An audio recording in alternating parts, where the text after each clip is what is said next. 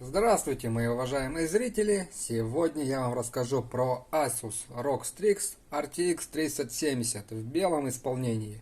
Такие карты не так часто встречаются, но вот мне удалось такую заполучить. Ну что ж, сейчас посмотрим, что это такое. Сверху видно такие голографические буквы, которые интересно переливаются. Схематическое изображение видюшки. Здесь у нас ничего интересного, а вот с обратной стороны различная информация, что тут у нас классные вертушки, максимальный контакт системы охлаждения, топовые компоненты, ну и внешний вид с подсветкой, софт и другие параметры карты. Кстати, так у нас 5 видеовыходов, 2 HDMI, 3 дисплей порта. Так, ну на этом по коробке вроде бы все. Можно открывать.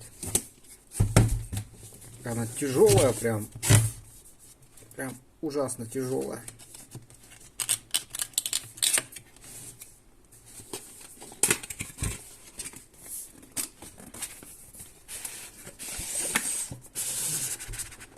Тяжелая.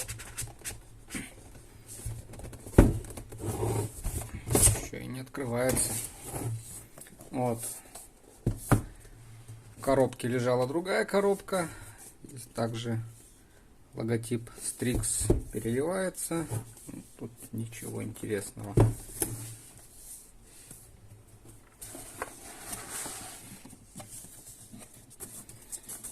У нас защита от ударов. И здесь лежит сама карточка. Но это ладно, карточка. Давайте посмотрим, что еще кроме карточки. Это мешочек. Public of Gamers. Какой-то перстень на палец, что ли. Вот так ходите по городу и всем.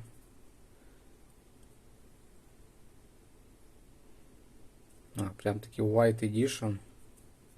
ROG Strix. Прикольный аксессуар. Тут еще какие-то цифры, координаты, может, да, координаты. ROG. Ну, классно, молодцы вообще, ребята. Положили такую штучку. Берем ее обратно в мешочек.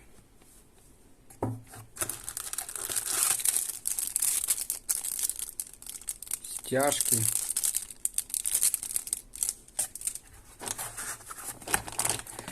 Сама карточка. Вроде там что-то еще кроме карточки должно быть. Посмотрим.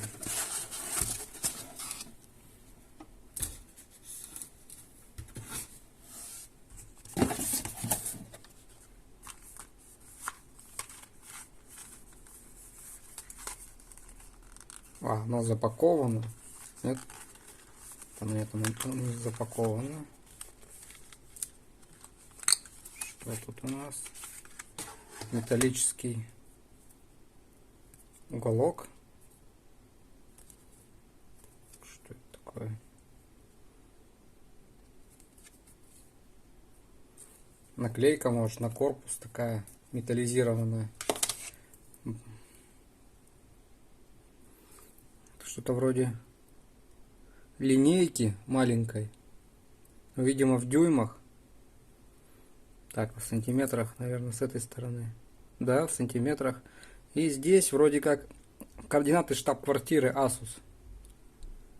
Вот такая линеечка. Так, она по ходу дела. Она как будто... так она из текстолита. О, как они сделали.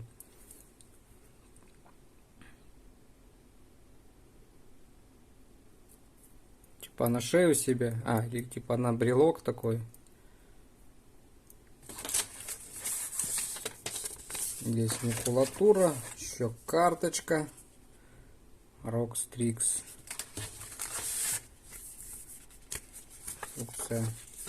Еще карточка. Зачем? Спасибо, что купили. Ладно, это все, конечно, интересно. А что? купили. Вот она, видюшка-то.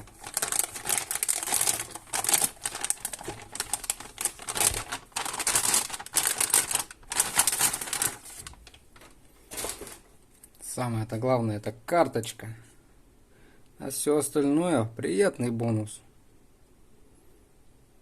Внимательно ее изучим. Вертушки. Защита от дурака, чтобы так просто лопасти не сломать.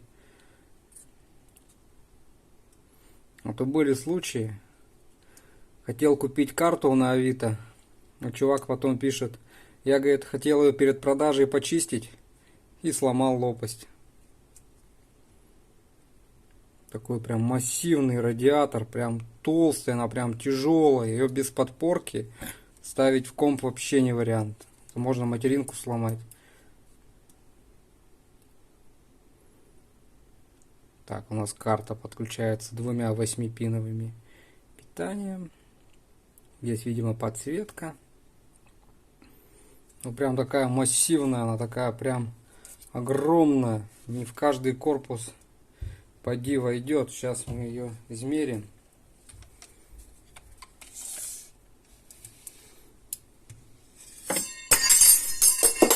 Вот что-то упало.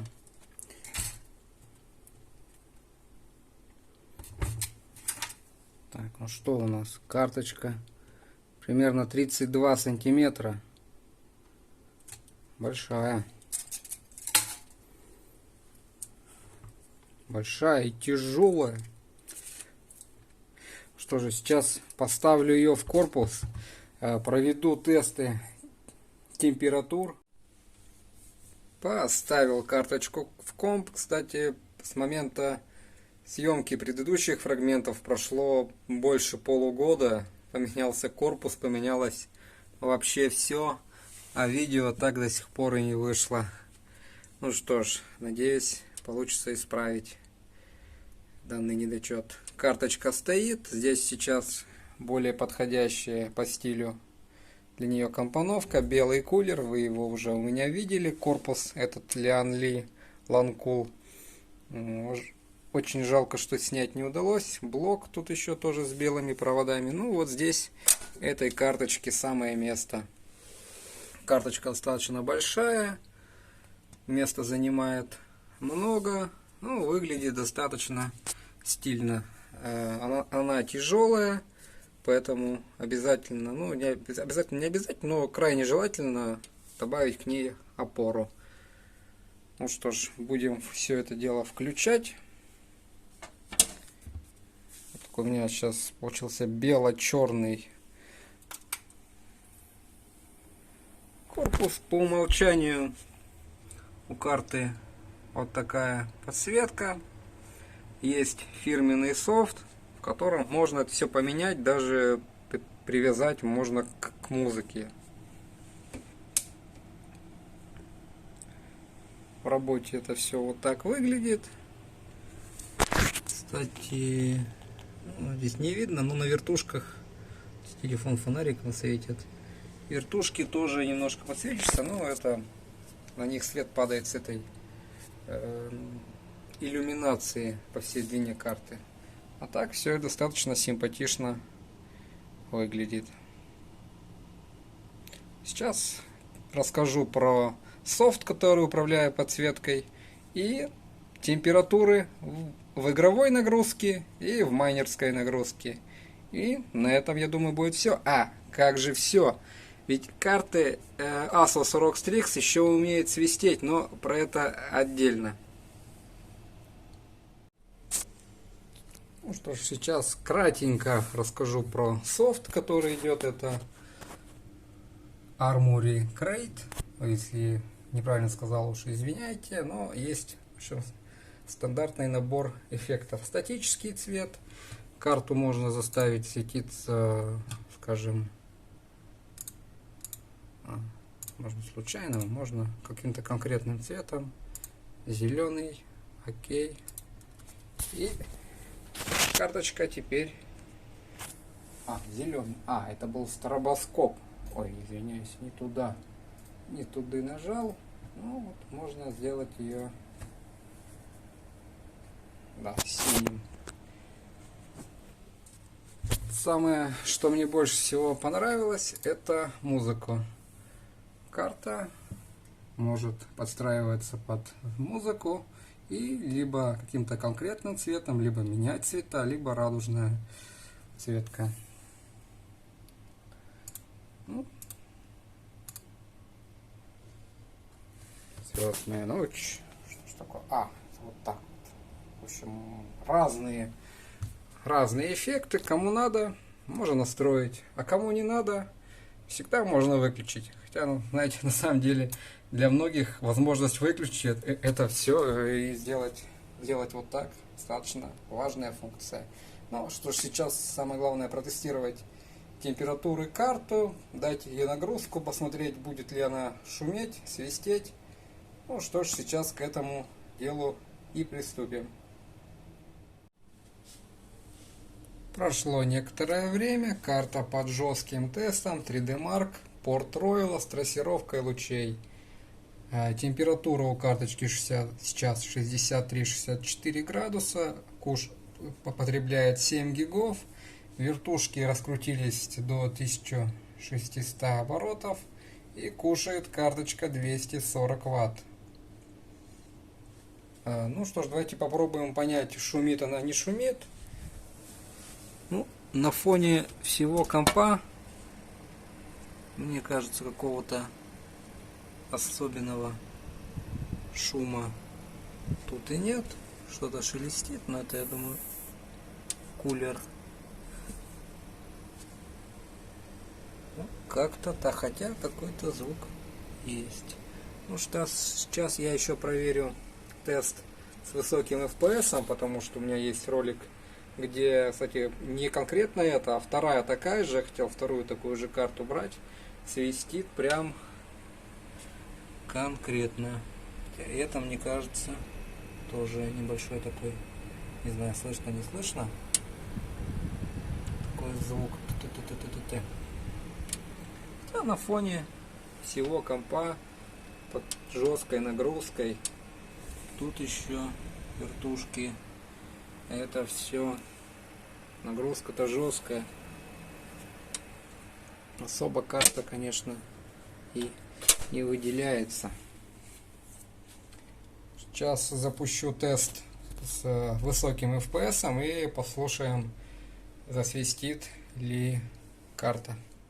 Запустил тестик Night Raid, это DirectX 12, такой лайтовый тест для, ну, типа как для встроенной графики.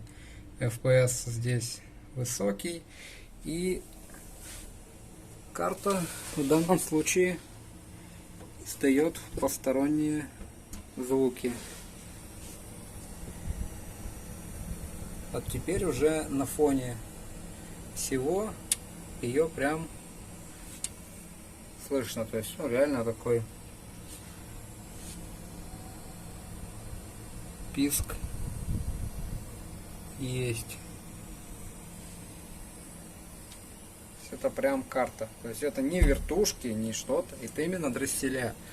Asus это, кстати, такая проблема, у Asus она достаточно давно известна, и на 2000 серии, даже вроде на 1000 серии карт.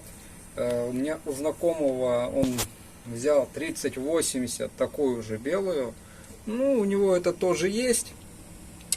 Выход тут какой, ну, соответственно, не играть с высоким FPS, 300, там, 400, лочить FPS, если монитор, скажу, у вас там 60 Гц залочили, и, в принципе, оно и нормально. Ну, там, единственное, мониторы скоростные, 144 герцовые, вот там, да, там, я думаю, это может быть слышно. Но, в принципе, по идее, на работу это влиять не должно.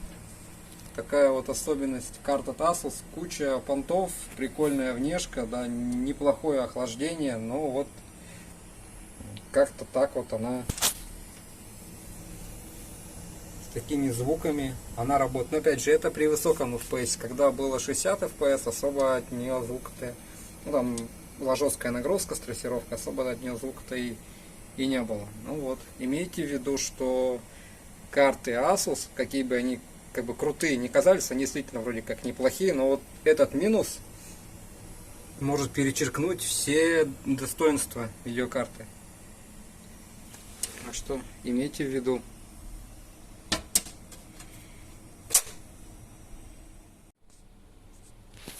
Ну что ж, давайте посмотрим, как карта покажет себя в майнинге эфира. Я выставил вот такие настройки. Power Limit всего лишь 44%. Память на 1200. Можно меньше мегахэшей будет. Где-то там 58-59, если поставить 900 МГц.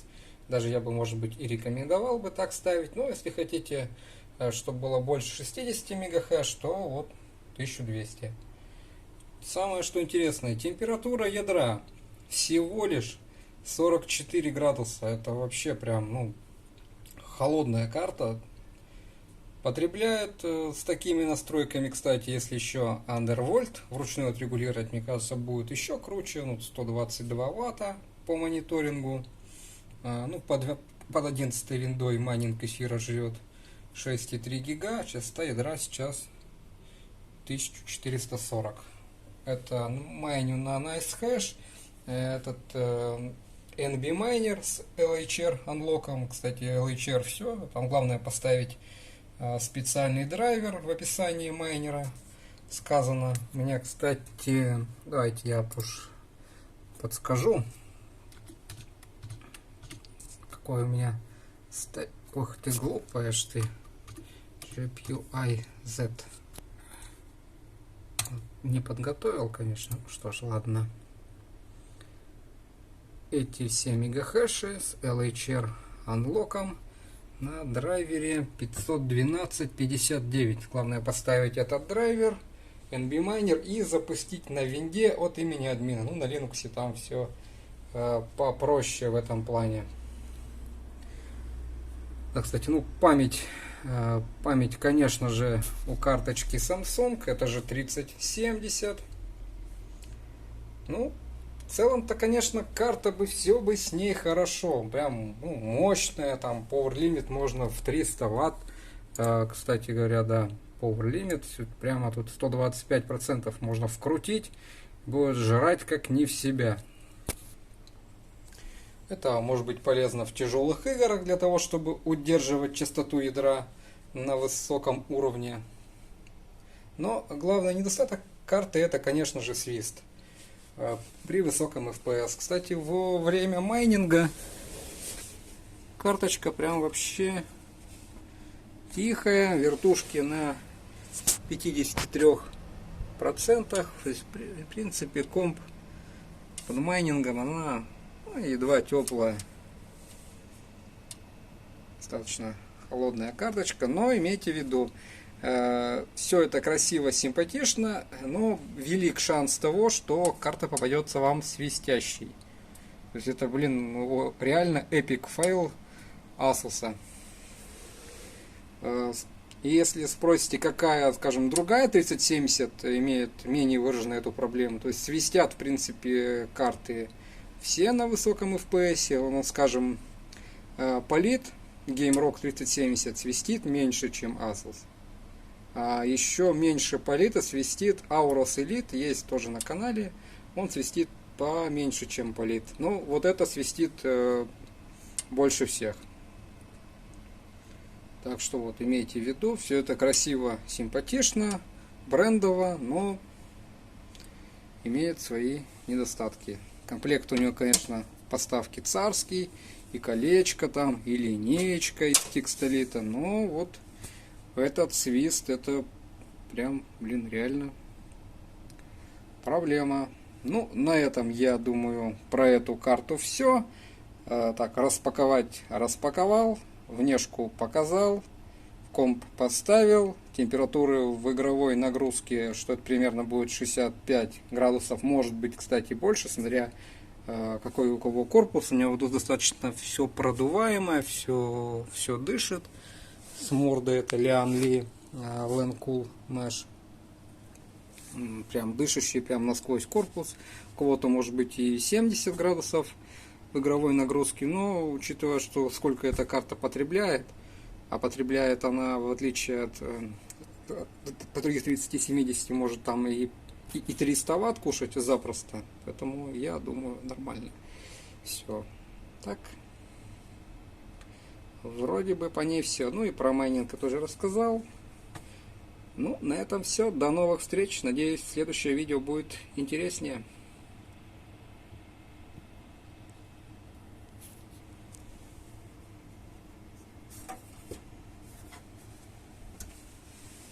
Обожаю, блин, этот корпус.